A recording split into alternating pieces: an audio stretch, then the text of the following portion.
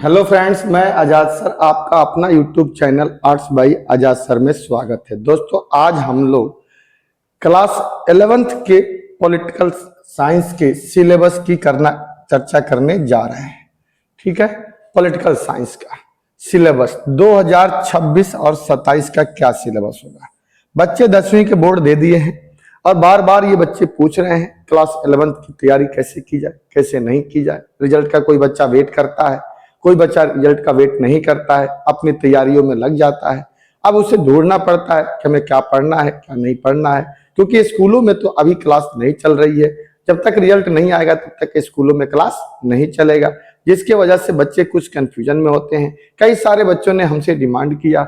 इसी को ध्यान में रखते हुए हमने सबसे पहले क्या किया कि हमने कहा कि नहीं, चलो हम एक काम करते हैं कि पॉलिटिकल साइंस के सिलेबस के बारे में हम बच्चों को बताते हैं कि जो बच्चे सीरियस होते हैं, जो बच्चे कुछ लाइफ में करना चाहते हैं, वो तो बोर्ड देने के 10 दिन एंजॉय करने के बाद ही अपने आगे लग जाते हैं और एकदम अपना कंसेप्ट क्लियर रखते हैं कि मुझे स्ट्रीम क्या लेना है।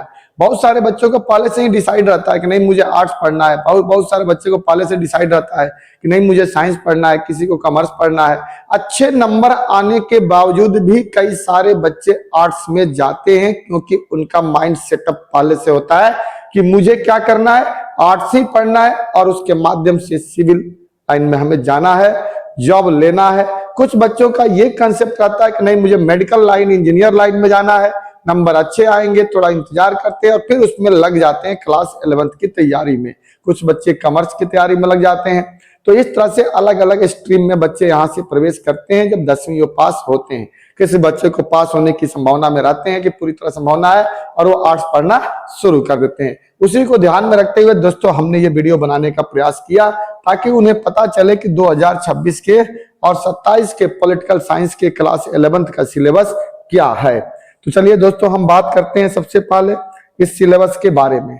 देखिए, आपको हम एक बता दें, क्योंकि आप 10वीं पास करके 11वीं में आ रहे हैं, बहुत सारी कंफ्यूजन के दौर में रहते हैं, वक्त भी बहुत कम मिलता है। मई जून तक तो एडमिशन ही चलता है। जुलाई में जब क्लासेस की प्रक्रिया शुरू होती है, 2 महीने और 3 महीने के बाद ही आपके मिड टर्म का पेपर आ जाता है। सिलेबस थोड़ा बड़ा होता है पॉलिटिकल साइंस का, अच्छे से हम पढ़ नहीं पाते हैं, ये कंफ्यूजन रहता है। तो जो बच्चा अगर दोस्तों आर्ट्स पढ़ना चाहता है वो अभी से ही पढ़ना शुरू कर दे, उसके लिए तो अभी से ये सही रहेगा, क्योंकि स्कूल खुलेगा और इंतजार करेगा तब तक तो बहुत कुछ पीछे रह जाएगा। सिलेबस तो तब भी वहां खत्म होगा, लेकिन उस तरीके से खत्म नहीं होगा जिस तरीके से आप सिलेबस खत्म करना चाहते हैं। तो दोस्तों, सबसे पहले हम बता दें कि जो हम जब क्लास 11th की बात करते हैं, क्लास 11th की जब हम बात करते हैं पॉलिटिकल साइंस के लिए, तो यहां पर हमें 2 किताब पढ़ने को मिलता है। यानी भाग 1 पार्ट 1 किताब एक होती है जिसे हम ए के रूप में इंडिकेट कर सकते हैं। बुक नंबर फर्स्ट दोस्तों पहला बुक होता है, और फिर दूसरा बुक जो होता है वो भाग हम 2 कह सकते हैं, भाग बी हम कह सकते हैं। यानी बुक हमारा 2 होगा। ठीक है दोस्तों, बुक दूसरा होगा, यानी फर्स्ट बुक और सेकंड बुक के रूप में हम कह सकते हैं। फर्स्ट बुक जो होगा दोस्तों आपका 40 नंबर का होता है और सेकंड बुक भी आपका 40 नंबर का ही आता है। हम आगे बताएंगे कि कितने अध्याय इसमें होते हैं, क्या क्या हमें पढ़ना होगा। तो दोस्तों, पहला जो बुक होता है इसी के सिलेबस के बारे में अभी हम बता रहे हैं। आगे चल करके सेकंड के भी बारे में दोनों की ही चर्चाएं हम करेंगे और यह भी देखेंगे कि इसका एग्जाम का पैटर्न कैसा आता है और किसने पेपर कहां से कैसे पूछा जाता है। तो पहली बात तो दोस्तों याद रखिए कि क्लास 11th में जब आप जाते हैं तो आपको पॉलिटिकल साइंस में 2 किताब पढ़ने को मिलती है। एक तो इंडियन कॉन्स्टिट्यूशन के बारे में पढ़ना होता है, यानी भारतीय संविधान सिद्धांत व्यवहार, जैसे यह है ना भारतीय संविधान, यानी उसका सिद्धांत और व्यवहार के बारे में हमें पढ़ने को मिलता है। और इसके अंतर्गत टोटल आपको 8 चैप्टर पढ़ने को मिलता है। दोस्तों, कई बार कुछ कंफ्यूजन रहता है, कोई बच्चा 9 कहता है तो कोई किताबों के सिलेबस में 10 होता है, लेकिन अगर इस बार के सिलेबस को पूरा फाइनल एग्जाम का उठा कर देखिएगा तो 8 ही चैप्टर से क्वेश्चन पूछे गए थे, इससे बाहर नहीं पूछा गया था, भले उसमें कुछ भी कहा जाए। तो टोटल 8 पढ़ने होते हैं। ठीक है, कितने पढ़ने होते हैं? 8 पढ़ने होते हैं, जिसमें से 6 चैप्टर आपका मिड टर्म में आता है। पहला बुक क्लियर हुआ कि भारतीय संविधान सिद्धांत और व्यवहार, क्लियर कर दिया दोस्तों हमने। इसका पहला बुक हम जब शुरू करेंगे तो ये 40 नंबर का आता है। पहला चैप्टर दोस्तों इसमें जो पढ़ने को मिलता है उस संविधान से, चूंकि शुरुआत होता है चैप्टर, तो पहले तो संविधान लिखा जाएगा तभी तो हम आगे पढ़ेंगे। तो इसी में पहला चैप्टर आपको, हालांकि पहले ये चैप्टर हटा दिया गया था, फिर से इसको पिछली बार से ऐड कर दिया गया है। यह है संविधान क्यों और कैसे, यानी हमें संविधान की जरूरत क्यों है और फिर इसको हमने कैसे बनाया। ये बड़ी ही शानदार तरीके से दोस्तों हम आपको बताने का प्रयास करेंगे। अगर आप हमारे चैनल के साथ जुड़ते हैं तो आपको हम इतनी बेहतर तरीके से क्लास 11th की पॉलिटी पहला बताएंगे कि आप भी दंग रह जाएंगे कि हमने भी किसी से जरूर पढ़ा है। दोस्तों हम अपने यहाँ जहां हम पढ़ाते हैं, आपके वीडियो में नीचे उसका ऐड आता है, आपके नीचे वहां पे हमारा एड्रेस रहता है। हम इसी 7 तारीख को अपना बैच शुरू करने जा रहे हैं, ठीक है। तो संविधान क्यों और कैसे, ये हम पहला चैप्टर के तौर पे पढ़ेंगे। इसके बाद दोस्तों हम दूसरा जो चैप्टर यहाँ पे पढ़ते हैं उसका नाम है भारतीय संविधान में अधिकार, यानी हम राइट्स के बारे में करेंगे कि हमारे कुल कितने राइट्स हैं और कितने राइट का हम इस्तेमाल करते हैं। इसके हम पढ़ेंगे मौलिक अधिकार और कर्तव्य। अर्थात इस चैप्टर में हम मूल रूप से 3 बातों को हम जरूर अध्ययन करेंगे।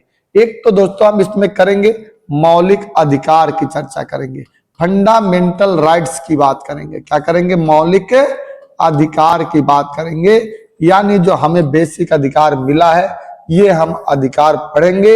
इसकी चर्चा हम भाग 3 में करेंगे, आर्टिकल 12 से लेकर के 35 तक करेंगे, ठीक है। दूसरा दोस्तों इसी चैप्टर के अंतर्गत हम पढ़ेंगे राज्य का नीति निर्देशक तत्व, राज्य का नीति निर्देशक तत्व, राज्य का नीति निर्देशक तत्व, जो दोस्तों हम भाग 4 में पढ़ेंगे। आर्टिकल 36 से लेकर 51 तक चर्चा हम करेंगे। और इसी में दोस्तों आगे कल के हम पढ़ेंगे मूल कर्तव्य भी पढ़ेंगे, जो हमारे मूल संविधान का हिस्सा पहले ये नहीं था। फंडामेंटल जो ड्यूटी था ये हमारा मूल कर्तव्य का हिस्सा नहीं था।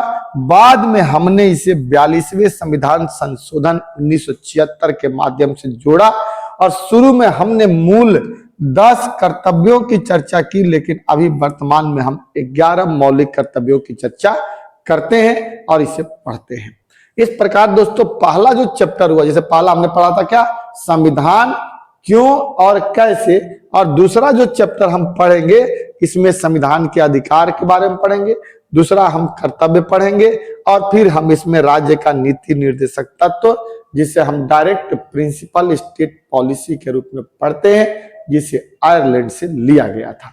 इसके बाद दोस्तों हम जब ये दोनों ही चैप्टर पढ़ लेते हैं तो हम तीसरा चैप्टर पढ़ते हैं, जिसे हम चुनाव और प्रतिनिधित्व कहते हैं।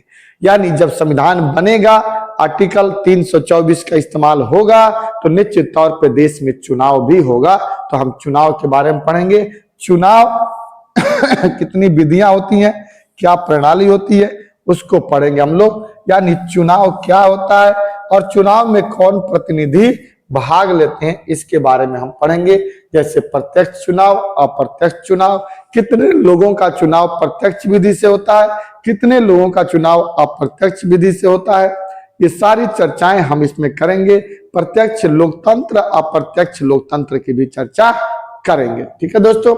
इसके बाद दोस्तों हमारा आता है चौथा चैप्टर, जो होता है इसे हम कार्यपालिका कहते हैं, जिसमें हम केंद्र और राज्य की कार्यपालिका हम पढ़ेंगे। यानी केंद्र की कार्यपालिका कौन कौन है और राज्य की कार्यपालिका कौन कौन है। जैसे हम केंद्र की जब कार्यपालिका दोस्तों पढ़ते हैं तो इसको भी हम 2 हिस्सों में बांट करके समझते हैं।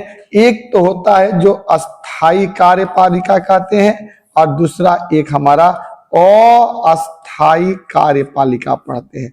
अस्थाई कार्यपालिका में दोस्तों हम यहाँ पर नौकरशाही के बारे में पढ़ते हैं और अस्थायी कार्यपालिका के अंतर्गत हम राष्ट्रपति के बारे में पढ़ते हैं, क्योंकि ये 5 साल के लिए होते हैं। हम इसमें उपराष्ट्रपति के बारे में भी पढ़ते हैं, हम इसमें प्रधानमंत्री के बारे में पढ़ते हैं और मंत्री परिषद के बारे में भी पढ़ते हैं, मंत्री परिषद के बारे में भी पढ़ते हैं। तो इस प्रकार ये जो लोग पढ़ते हैं ये अस्थायी होते हैं। ठीक इसी प्रकार केंद्र की जगह पर हम राज्य को अगर रख दें तो राज्यों में भी हम अस्थायी नौकरशाही के बारे में पढ़ते हैं, अस्थायी।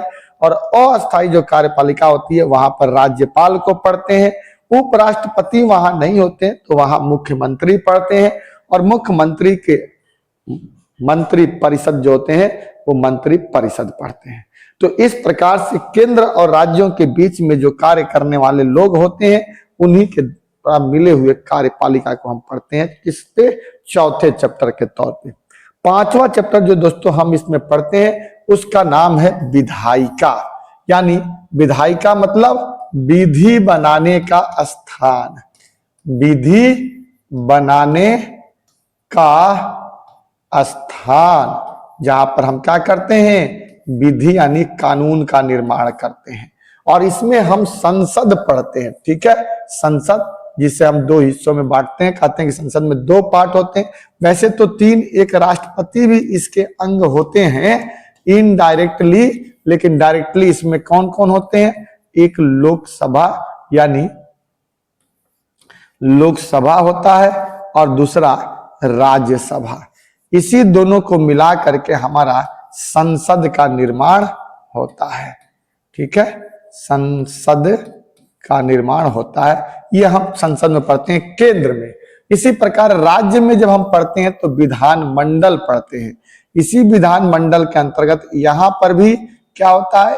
एक विधान सभा होता है, विधान सभा होता है, और दूसरा जो होता है उसे हम विधान परिषद कहते हैं। क्या कहते हैं? विधान परिषद कहते हैं। हालांकि भारत के सभी राज्यों में विधान परिषद नहीं है, वर्तमान में 6 राज्यों में ही है, लेकिन विधानसभा हमारे 28 राज्य प्लस 8 से 3 केंद्र शासित प्रदेशों में भी है। दिल्ली, चंडीगढ़, जम्मू कश्मीर में भी उपलब्ध है विधानसभाएं। तो ये दोस्तों हम पढ़ेंगे और समझने की कोशिश इसमें करेंगे। 5वां चैप्टर। 6ठा चैप्टर दोस्तों जो हम पढ़ेंगे उसका नाम है न्यायपालिका, जिसमें हम 2 पढ़ेंगे, एक तो सर्वोच्च न्यायालय यानी सुप्रीम कोर्ट, और दूसरा उच्च न्यायालय यानी हाई कोर्ट। यानी सर्वोच्च न्यायालय और सुप्रीम कोर्ट यानी सर्वोच्च न्यायालय और हाई कोर्ट यानी उच्च न्यायालय के बारे में हम चर्चा करेंगे, और इसमें जज की नियुक्ति से लेकर के जज के रिटायरमेंट की प्रक्रिया तक आर्टिकल वगैरह सब अध्ययन करेंगे। दोस्तों मिड टर्म में आपको यहीं तक का क्वेश्चन आता है। टोटल आपको 6 चैप्टर जो है मिड टर्म में आएगा, टोटल आपके 8 चैप्टर में से। क्लियर यहां तक? इसके बाद दोस्तों 2 चैप्टर और इसमें आता है, वो है संघवाद, फेडरलिज्म, जिसमें हम केंद्र और राज्यों के बीच में कैसा संबंध है, इन संबंधों के बारे में हम अध्ययन करेंगे, जो काफी ही आपके लिए महत्वपूर्ण होता है। इसके अलावा दोस्तों हम स्थानीय सरकारें पढ़ेंगे, 8वां चैप्टर, जिसमें हम पंचायती राज व्यवस्था और नगर पालिका के बारे में अध्ययन करेंगे। पंचायती राज व्यवस्था जो गांव में होता है, ठीक है, और नगर निगम जो शहरों में पाया जाता है, इसकी भी चर्चा करेंगे। और हम देखेंगे कि स्थानीय स्वशासन कैसे त्रिस्तरीय रूप से काम करती है, और ये भी त्रिस्तरीय रूप से काम करता है। तो इस प्रकार दोस्तों फर्स्ट बुक में हमने आपको टोटल कितना पढ़ना है? हमको स्थानीय सरकार के तौर पे पंचायती राज व्यवस्था और नगर पालिका के पढ़ेंगे। इसके बाद संघवाद पढ़ेंगे, फिर न्यायपालिका पढ़ेंगे, विधायिका पढ़ेंगे, कार्यपालिका पढ़ेंगे, चुनाव और प्रतिनिधित्व पढ़ेंगे। इसके अलावा मौलिक अधिकार पढ़ेंगे, उसके अलावा संविधान क्यों और कैसे। टोटल 8 चैप्टर दोस्तों पढ़ने को हमें मिलता है, जिसमें से 6 चैप्टर आपके एग्जाम में पूछा जाता है। इसके अलावा पहला बुक क्लियर हो गया। सेकंड बुक में दोस्तों जब हम प्रवेश करते हैं तो ये हमारा होता है सेकंड बुक, जिसके अंतर्गत भी हम टोटल 8 चैप्टर पढ़ते हैं।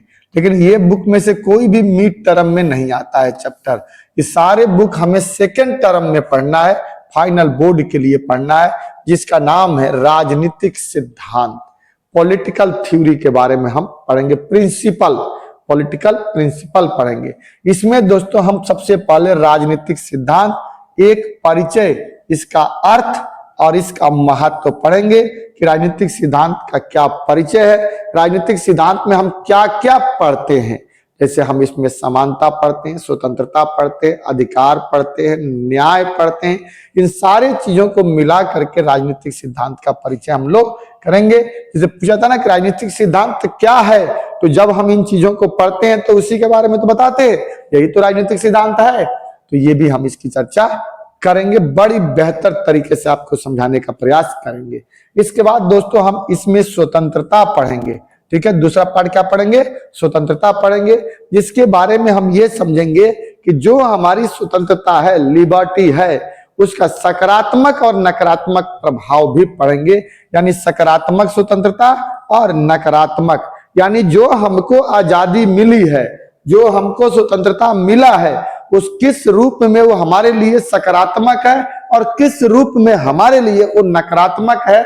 इन दोनों सकारात्मक और नकारात्मक पहलुओं को हम इसमें चर्चा करेंगे, जहां से दोस्तों क्वेश्चन आते हैं। इसके अलावा दोस्तों हम समानता के बारे में पढ़ेंगे कि समानता कितने प्रकार के होते हैं और इन समानता के क्या क्या मुद्दे हैं। टोटल मिलाकर के पहला राजनीतिक सिद्धांत पढ़ेंगे, स्वतंत्रता पढ़ेंगे, समानता पढ़ेंगे। इसके बाद न्याय पढ़ेंगे, सामाजिक न्याय के बारे में दोस्तों चर्चा करेंगे। चौथा चैप्टर जो होता है वो सामाजिक न्याय होता है, इसकी अवधारणा यानी कंसेप्ट और इसका प्रयोग हम पढ़ेंगे। इसके बाद दोस्तों पांचवा चैप्टर हम अधिकार पढ़ेंगे। बड़ा छोटा छोटा चैप्टर होता है, बहुत बड़ा नहीं होता है, लेकिन बिना इसके पढ़े हम पॉलिटी बेहतर तरीके से समझ नहीं पाएंगे और ना हम बेहतर एक पॉलिटिशियन बन पाएंगे। इसलिए हमें बेहतर एक राजनेता या देश को समझना है तो हमें सेकंड बुक की जो थ्योरी है, सिद्धांत है, प्रिंसिपल है, उसको हम लोग को बहुत आसान तरीके से दोस्तों क्या होता है, समझना पड़ता है, तब हम आगे बढ़ते हैं। इसके बाद दोस्तों हम छठा चैप्टर जो होता है वो नागरिकता पढ़ते हैं, जिसका अर्थ और प्रकार, यानी नागरिकता का अर्थ क्या है और नागरिकता कितने प्रकार का होता है। इसके बाद दोस्तों हम राष्ट्रवाद भी पढ़ते हैं, उसका भी अर्थ और राष्ट्रवाद का विकास कैसे हुआ ये देखते हैं। और लास्ट में दोस्तों आठवां चैप्टर हम धर्मनिरपेक्षता भारत के संदर्भ में पढ़ते हैं कि धर्मनिरपेक्ष तो बहुत होते हैं, 3 प्रकार के होते हैं, अमेरिकी, यूरोपीय, भारतीय, अलग अलग टाइप्स के धर्मनिरपेक्षता के बारे में हम समझते हैं। लेकिन भारत के परिप्रेक्ष्य में इसको समझने का प्रयास दोस्तों हम करते हैं। इस प्रकार देखा जाए तो सेकंड बुक में जो आपका सेकंड बुक है पॉलिटिकल साइंस का, इस सेकंड बुक में भी दोस्तों हमने कितना पढ़ा, 8 चैप्टर पढ़ा। इस प्रकार देखा जाए तो दोस्तों फाइनल पेपर में आपको 8 + 8 = 16 चैप्टर आते हैं, जबकि मिड टर्म के फर्स्ट टर्म में आपके टोटल 6 चैप्टर ही आते हैं, ठीक। इसलिए मिड टर्म में तो बहुत आसान रहता है, लेकिन सेकंड में जाकर के वक्त कम मिलता है और ज्यादा हमें चैप्टर पढ़ने को मिलता है। दोस्तों इसके बाद हम थोड़ा आपको इसके पैटर्न के बारे में बता देते हैं कि ये क्या होता है, क्या नहीं होता है, इसका पैटर्न कैसा होता है। तो दोस्तों देखिए, टोटल जो पेपर होता है यहाँ पे समझने का प्रयास करिएगा। जो पॉलिटिकल साइंस का पेपर होता है ये टोटल आपका पेपर 100 नंबर का होता है। जो पैटर्न होता है वो कितने नंबर का होता है, 100 नंबर का होता है। इस 100 नंबर में दोस्तों जो पेपर होता है 2 भाग बता रहता है। एक में इसका थ्योरी आता है, क्या होता है दोस्तों, थ्योरी यानी सिद्धांत होता है, ठीक है। और दूसरा इसका क्या होता है, प्रैक्टिकल का पार्ट होता है। 2 पार्ट हो गया, थ्योरी का पार्ट और प्रैक्टिकल का पार्ट। प्रैक्टिकल जो होता है दोस्तों 20 नंबर का आता है और थ्योरी जो आता है ये 80 नंबर का आता है। 80 नंबर का थ्योरी और 20 नंबर का प्रैक्टिकल दोनों इंक्लूड कर दिए जाए तो दोस्तों 100 नंबर का पेपर हो जाता है। पहली बात क्लियर। इसके बाद जो ये थ्योरी होता है इसके 2 पार्ट बने होते हैं। इसमें जो होता है, चूंकि हम 2 बुक पढ़ते हैं तो दोनों बुक का वेट भी बराबर बराबर ही होता है, इसलिए ये फाइनल बोर्ड के लिए बता रहे हैं, मिड टर्म के लिए नहीं। मिड टर्म में भी यही टर्म होता है, लेकिन वहां पे चूंकि 6 चैप्टर ही आते हैं तो उसके हिसाब से क्वेश्चन आते हैं, लेकिन यहाँ पे तो फुल बुक होते हैं, तो फुल बुक के हिसाब से होंगे। अब 80 में से 40 नंबर का फर्स्ट बुक होता है और 40 नंबर का ही क्या होता है दोस्तों, सेकंड बुक होता है। अब देखिए 8 चैप्टर पढ़ते हैं यहाँ पर, तो हम क्या होते हैं, पूरा चैप्टर कंप्लीट करके इस 8 चैप्टर में से 40 नंबर का थ्योरी यहाँ पूछा जाता है। यहाँ भी सेकंड बुक में भी हम 8 चैप्टर जब पढ़ते हैं तो ये 8 चैप्टर पढ़ करके हम कितना थ्योरी पढ़ते हैं, थ्योरी 40 नंबर का आता है। इस प्रकार दोस्तों देखा जाए तो ये आपका परीक्षा का पैटर्न होता है। उसके बाद अगर देखें तो आपके एग्जाम में इसका अलग टाइप से ही क्वेश्चन आता है। 80 नंबर की जो थ्योरी होती है उसमें से एग्जाम हॉल में आपका नंबर 1 देखा जाए तो यहां पर आपको 12 MCQ आता है। कितना आता है दोस्तों, 12 आपका MCQ पूछा जाता है एग्जाम हॉल में। इसके अलावा दूसरा जो पार्ट इसमें आता है वो दोस्तों 2-2 नंबर का आपका 6 क्वेश्चन आता है। 2-2 नंबर का 6 क्वेश्चन आता है, तो 12 नंबर का भी शॉर्ट क्वेश्चन आता है, जिसको हम लोग शॉर्ट क्वेश्चन कह सकते हैं। इसके बाद आपका 5 नंबर का 4-4 क्वेश्चन, 5 क्वेश्चन 4-4 नंबर का आता है। 5 क्वेश्चन 4-4 नंबर का आता है, तो ये आपका 20 नंबर का होता है, जो शॉर्ट क्वेश्चन का ही माना जाता है। इसके बाद दोस्तों 6 नंबर का क्वेश्चन 4 आता है। 4 क्वेश्चन होता है और 6 नंबर का होता है, तो ये टोटल 24 नंबर का। इसके बाद दोस्तों एक पैसेज होता है जो 4 नंबर का MCQ होता है, तो ये 4 नंबर का पैसेज, 4 नंबर का एक क्वेश्चन आपका कार्टून होता है और 4 ही नंबर का एक क्वेश्चन आपका मैप होता है। टोटल ये दोस्तों आप जोड़ेंगे तो 80 नंबर का पैटर्न आपका होता है, जो ये आपके पेपर का ब्लूप्रिंट होता है, जो इसके आधार पे 80 नंबर का तैयार होता है। ठीक है, ये ब्लूप्रिंट होता है जो आप इसे देख सकते हैं और आप इसे समझ सकते हैं। मैंने बहुत बेहतर चीज आपको समझाने का प्रयास किया है। ठीक है दोस्तों, अगर आपको ये पूरा हमारा वीडियो अच्छा लगेगा तो आप इसे लाइक करिएगा, सब्सक्राइब जरूर करिएगा और दोस्तों के बीच में इसे शेयर करिएगा। शेयर करने से कुछ जाता नहीं है, हमारा मनोबल बढ़ता है। ठीक है दोस्तों, जय हिंद, जय भारत।